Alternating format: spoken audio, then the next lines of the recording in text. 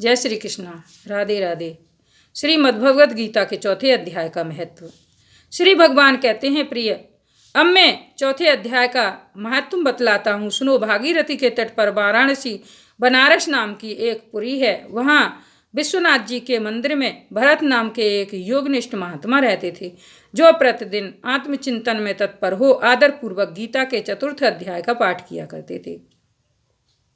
उसके अभ्यास से उनका अंतःकरण निर्मल हो गया था। वे शीत उष्ण आदि द्वंद्वों से कभी व्यथित नहीं होते थे। एक समय की बात है, वे तपोधन नगर की सीमा में स्थित देवताओं का दर्शन करने की इच्छा से भ्रमण करते हुए नगर से बाहर निकल गए।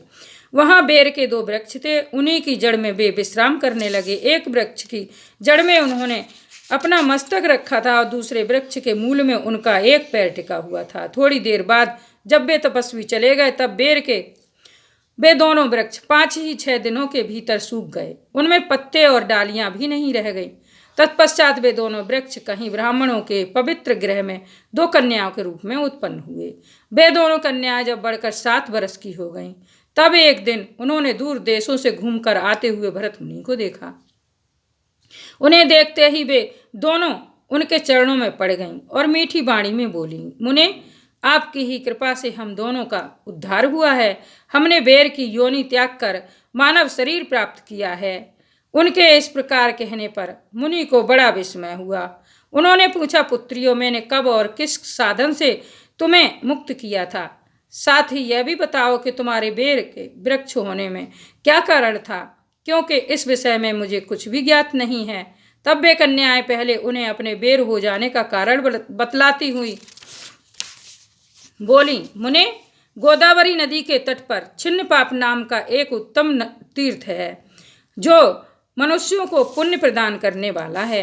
वह पावनता की चरम सीमा पर पहुंचा हुआ है। उस तीर्थ में सत्यतपा नामक एक तपस्वी बड़ी कठोर तपस्या कर रहे थे। वे ग्रीष्म ऋतु में प्रज्वलित अग्नियों के बीच में बैठते थे। वर्षा काल में जल की धाराओं से उनके मस्तक के बाल सदा भीगे रहते थे तथा जाड़े के समय जल में निवास करने के कारण उनके शरीर में हमेशा रोंगटे खड़े रहते थे। वे बाहर भीतर से सदा शुद्ध रहते समय पर तपस्या करते तथा मन और इंद्रियों को संयम में रखते हुए परम शांति प्राप्त करके आत्मा में ही रमण करते थे। वे अपनी विद्वत्ता के द्वारा जैसा व्याख्यान करते थे, उसे सुनने के लिए साक्षात ब्रह्मा जी भी प्रतिदिन उनके पास उपस्थित होते और प्रश्न करते थे। ब्रह्मा जी के साथ उनका संकोच नहीं रह गया था, अतः उनके आने पर भी वे सदा तपस्या में मग्न रहते थे। परमात्मा के ध्यान में निरंतर संलग्न रहने के कारण उनकी तपस्या सदा बढ़ती रहती थी। सत्यतपा को जीवन मुक्ति के समान मानकर इंद्र को अपने समृद्धशाली पद के संबंध में कुछ भय हुआ। तब उन्होंने उनकी तपस्या में सैकड़ों विघ्न डालने आरंभ किए।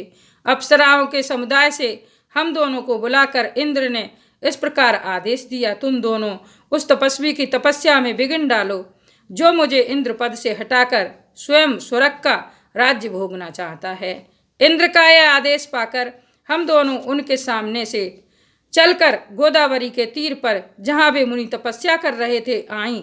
वहाँ मंद एवं गंभीर स्वर से बजते हुए मृदंग तथा मधुर वेणुनाद के साथ हम दोनों ने अन्य अप्सराओं सहित मधुर स्वर में गाना आरंभ किया। इतना ही नहीं, उन योगी महात्मा को वश में करने के लिए हम लोग स्वर, ताल और लय के साथ नृत्य भी करने लगी। बीच बीच में जरा जरा सा आंचल खिसकने पर उन्हें हमारी छाती भी दिख जाती थी। हम दोनों की उन्मत्त गति काम भाव का उत्पीड़न करने वाली थी, किंतु उसने उन निर्विकार चित्त वाले महात्मा के मन में क्रोध का संचार कर दिया।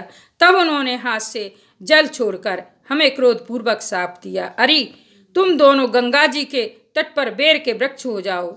यह सुनकर हम लोगों ने बड़ी विनय के साथ कहा, महात्मन, हम दोनों पराधीन थीं, अतः हमारे द्वारा जो दुष्कर्म बन गया है उसे आप क्षमा करें। यूं कहकर हमने मुनि को प्रश्न कर लिया।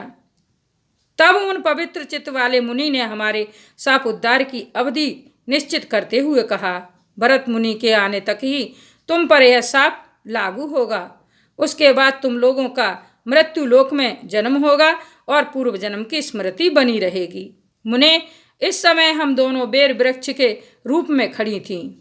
जिस समय हम दोनों बेर वृक्ष के रूप में खड़ी थीं, उस समय आपने हमारे समीप आकर गीता के चौथे अध्याय का जप करते हुए हमारा उद्धार किया था।